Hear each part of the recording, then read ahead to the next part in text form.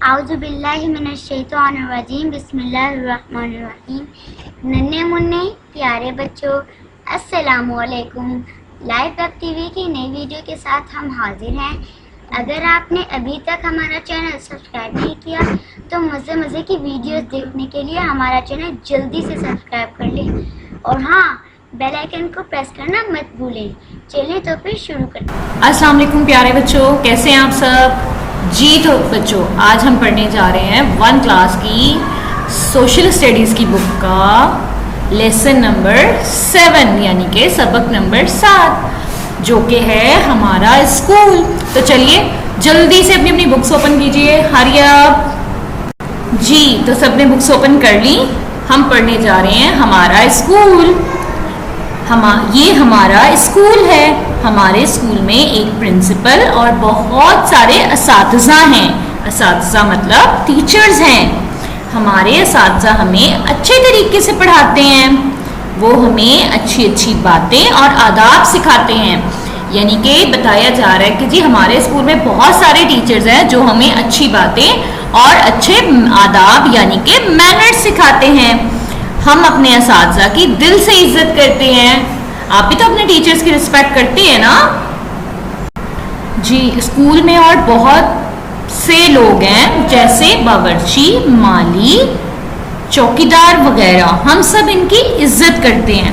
आप देखते हैं ना, आपके स्कूल में भी स्टाफ है, आपके स्कूल में भी माली होते हैं जो बाहर लॉन में पौधे वगैरह लगाते हैं।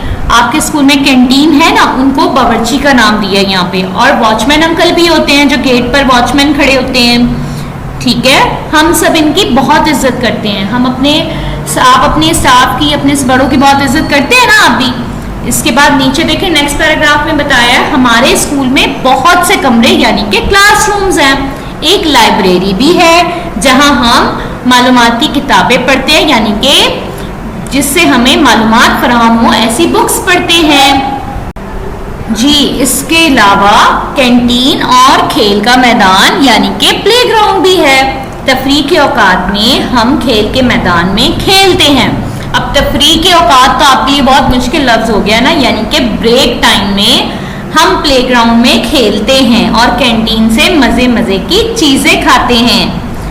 अब आ जाएं क्लासरूम की तरफ। अपने कमरा जमात के आदाब का भी ख्याल करते हैं।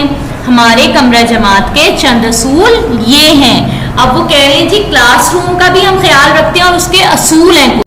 अच्छा जी, उसके असूल क्या हैं? हम बोलने से पहले अपनी बारी का इंतज़ार करते हैं और उस्तानी साहिबा यानी कि टीचर की इजाज़त लेते हैं। जब भी कोई बात करनी होती है, चाहे किसी क्लासमेट के साथ, किसी फ्रेंड के साथ या टीचर से, तो पहले अपनी बारी का वेट करते हैं और टीचर की परमिशन से हम फिर बोलते हैं। ये तो क्लासरूम का सबसे बड़ा असूल है। दूसरा असूल क्या है? हम मोहब्बत और प्यार से रहते हैं और एक दूसरे से झगड़ा बिल्कुल नहीं करते। हम पढ़ाई में एक दूसरे की मदद करते हैं, वो तो हमें हमेशा करनी चाहिए, ऐसा ही है ना? हम एक दूसरे की चीजें इजाजत लेके यानी कि परमिशन के साथ इस्तेमाल करते हैं। अब हम आते हैं नेक्स्ट पेज की तरफ। हम कचरा कूड़ेदान में डालते हैं, यानी कि जो भी कचरा होता है, गार्बेज होता है, वो डस्टबिन में फेंकना चाहिए ना।